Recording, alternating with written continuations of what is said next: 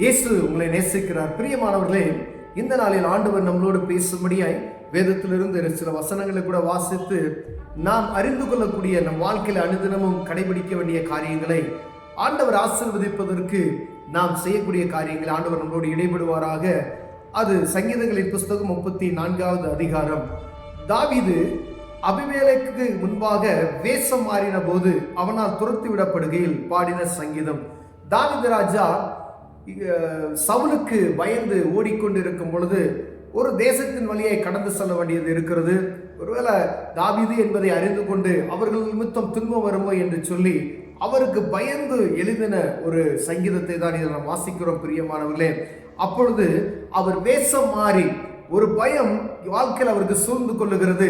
அந்த இடத்துல இவர் ஒரு ராஜாவாய் ஆக போகிறவர், கர்த்தரால் அபிஷேகம் செய்யப்பட்ட ஒரு மனிதன். பாருங்க, ஒரு வேஷம் மாறி ஒரு பித்தனை போல, பித்து பிடித்தவனை போல, மனநிலைமை அற்று போல வாய்களெல்லாம் சலுவா வடிய விட்டு அந்த இடத்துல காண்பிக்கும் பொழுது அந்த ராஜா அவனை துரத்தி விடுகிற ஒரு காரியத்தை பார்க்கிறோம். ஜீவனுக்கு பயந்து, ஏன்னா அவர்கள் கூட இருக்கக்கூடிய ஆட்கள் அதிகம். ஆண்டவர் தாவீது ராஜாவோடு கூட இருக்கிறார் என்பதை அவருக்கு தெரியும். ஆண்டவர் என்னை இவ்வளவாய் நடத்தி வருகிறார். அப்பொழுது அவர் கடந்து செல்லும் பொழுது அந்த பகுதியை கடக்க போகும் பொழுது அவருக்கு ஒரு பாதுகாப்பு வேண்டும் என்பதற்காய் அவர் பயத்தின் நிமித்தமாய் அவர் செய்கிற ஒரு காரியம். பிரியமானவர்களே, அநேக நேரங்களில் ஆண்டவர் நம்மளோடு கூட இருக்கும் பொழுதும் அநேக பயங்கள் நமக்கு உண்டாகிறதை பார்க்க முடியும். ஒரு வியாபாரத்தில் பெரிய தோல்வி உண்டாகிவிட்டுச்சுன்னா ஒரு பயம். பாருங்க, சவுல் ராஜா ஆண்டவரால் அபிஷேகம் பட்ட மனிதன் தான். பாருங்க, தாவீதும் ஆண்டவரால் அபிஷேகம் பண்ணப்பட்ட முன்குறித்த மனிதன் தான். இவருக்கு பயந்து ஓடக்கூடிய ஒரு சூழ்நிலை ஆண்டவர் அந்த இடத்துல உருவாக்குகிறார். அவர் போகும்பொழுதுதான் வேற ஒரு மனிதர்கிட்ட ஒரு பயத்தை அவர் ஆண்டவர் உருவாக்குகிறார். இவங்கிட்ட போய் எப்படி நம்ம வெளியே போறது அப்படின்னு சொல்லி அதை கடந்து போவதற்காக அவர் வேஷம் மாறுகிற ஒரு சூழ்நிலையை ஆண்டவர் உருவாக்கி தருகிறார். பயத்தின் நிமித்தமாய் அநேக காரியங்கள் நமக்குள்ள ஒவ்வொரு நாளும் பெரிய பெரிய மன உளைச்சல் நிமித்தமாய் இருக்கிறோம். வியாபாரத்தின் நிமித்தமாய், குடும்பத்தின் நிமித்தமாய், ஊழியத்தின் நிமித்தமாய், தேசத்தில் நடக்கப்பட காரியத்தின் நிமித்தமாய், நம்மளை சூழ்ந்திருக்கிற எதிரிகள் நிமித்தமாய், நம்மளை பார்த்து கொண்டிருக்கிற ஒவ்வொரு மனிதர்கள் நிமித்தமாய் அநேக துன்பங்கள், வித்தியாசமான ஒரு பயமான சூழ்நிலைகள் எல்லாருக்கும் காணப்படுகிறதை நாம் அறிந்திருக்கிறோம். அதே போல தாவீது ராஜாவுக்கும் இந்த இடத்துல ஒரு பயமான ஒரு சூழ்நிலை. கர்த்தரை நான் எக்காலத்திலும் ஸ்தோத்தரிப்பேன், அவர் துதி எப்பொழுதும் என் வாயில் இருக்கும். ஒரு பயமான சூழ்நிலை, ஜீவனுக்கு பயந்து ஓடக்கூடிய ஒரு நேரத்தில் அவர் எழுதுகிற இந்த வார்த்தையை பாருங்க. கர்த்தரை நான் எக்காலத்திலும் ஸ்தோத்தரிப்பேன், அவர் துதி எப்பொழுதும் என் நாவில் இருக்கும். அவர் பயந்து ஓடும் பொழுது இந்த வசனத்தை அந்த பாடலை எழுதுகிறதையும் நான் பார்க்கிறோம். பிரியமானவர்களே, பயந்து ஓடும் பொழுது ஏதோ ஒரு பலவீனம் இருக்கும் பொழுது, ஏதோ ஒரு சுகமீனம் இருக்கும் பொழுது, ஏதோ ஒரு தேவைகள் இருக்கும் பொழுது மனசோர்வடைந்து உட்கார்ந்து விடாதபடிக்கு அவர் எல்லா சூழ்நிலையும், ஒரு பயமான சூழ்நிலை, உங்களை மிரட்டுறா ஒருத்தன் அப்படின்னு வச்சுக்கோங்களேன், ஒரு மனிதர் ஒரு அதிகாரி உங்களை மிரட்டுறாருன்னு வச்சுக்கோங்க, அந்த இடத்திலையும் சோர்ந்து போகாதபடிக்கு தாவீது ராஜாவை போல கர்த்தரை நான் எக்காலத்திலும் ஸ்தோத்திரிப்பேன், அவர் துதி எப்போது என் வாயில் இருக்கும். கர்த்தருக்குள் என் ஆத்மா மேன்மை பாராட்டும், சிறுமைப்பட்டவர்கள் அதை கேட்டு மகிழ்வார்கள். பாருங்க, ஆண்டவர் அவருக்கு செய்யக்கூடிய நன்மைகளை கேட்டு சிறுமைப்பட்டவர்கள் அவரை பார்த்து மகிழ்வார்கள் என்று எழுதுகிறார். பிரியமானவர்களே, கர்த்தருக்குள் என் ஆத்மா மேன்மை பாராட்டும், ஆண்டவருடைய நாமத்தை மேன்மை பாராட்டும். பயமான ஒரு சூழ்நிலை நேரத்தில் ஒரு மேன்மையான ஆண்டவரை என்ன மேன்மைப்படுத்துறதுக்கு, ஒருவேளை தாவீது ராஜா அந்த இடத்துல மேன்மைப்படுத்துறது அப்படி அல்ல, ஆண்டவரையே மேன்மைப்படுத்தி பயந்து ஓடும் பொழுது இந்த பாடலை எழுதுகிறதை நாம் பார்க்க முடியுது. என்னோடு கூட கர்த்தரை மகிமைப்படுத்துங்கள், நாம் ஒருமித்து அவர் நாமத்தை உயர்த்துவோம். கூட இருக்கிற ஜனங்களையும் அவர் பேசுகிற அந்த வார்த்தைகளை பயந்து அவரோடு கூட இருக்கிற வாலிபர்களும் சேர்ந்து தான் ஓடுகிறார்கள்.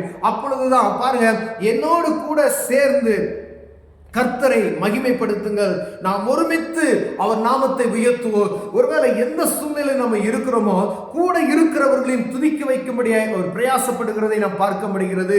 அவர்களோடு இருக்கிறவர்கள் ஆண்டவரை அறியாதவர்கள், அவரை அபிஷேகம் செய்யப்படாதவர்கள், நல்லா தெரியும். ஆனால் ஆண்டவர் அவர்களுக்காக கொடுக்கப்பட்ட அந்த ஆத்துமாக்கள் அவரோடு சேர்ந்து பாருங்க துதித்து என்னோடு சேர்ந்து மகிமைப்படுத்துங்கள் என்று சொல்லி பாடுகிறார். இப்ப கூட இருக்கிறவங்க என்ன செஞ்சிருப்பாங்க, ஆண்டவருடைய நாமத்தை மகிமைப்படுத்துறாங்க. அந்த இடத்துல அவர் பாதுகாக்கப்படுகிறதை நாம் பார்க்க முடிகிறது. அந்த இடத்தை விட்டு அவர் கடந்து செல்கிறதை நாம் பார்க்க முடிகிறது. பிரியமானவர்களே, நான் கர்த்தரை தேடினேன், அவர் எனக்கு செவி கொடுத்து என்னுடைய எல்லா பயத்துக்கும் என்னை நீக்கலாக்கி விட்டார். பாருங்க, ஆண்டவருக்கு நான் கர்த்தரை தேடினேன், நம்ம எப்பொழுதும் அவரையே பார்த்து கொண்டு இருக்குமானால் அவர் எனக்கு செவி கொடுத்தார். அப்ப நம்ம ஜெபத்தை அவர் என்ன செய்வார்? கேட்பார். எப்பொழுதும் எல்லா சூழ்நிலையும் அவரையே நோக்கி கொண்டு இருக்கும் பொழுது அவர் நம்மளை பார்ப்பார். என்னுடைய எல்லா பயத்துக்கும் நீக்கலாக்கி என்னை நீக்கலாக்கி விட்டார் என்று எழுதுகிறார். பிரியமானவர்களே, எப்படிப்பட்ட பயமானது ஒரு மனிதனுக்கு அதிகபட்ச பயமானது ஜீவன் போகக்கூடிய அந்த காரியம் தான். பாருங்களேன், ஒரு மனிதன் அந்த இடத்துல மாட்டிக்கிட்டானா பெரிய ஆபத்துல தாவீது மாட்டிக்குவாரு.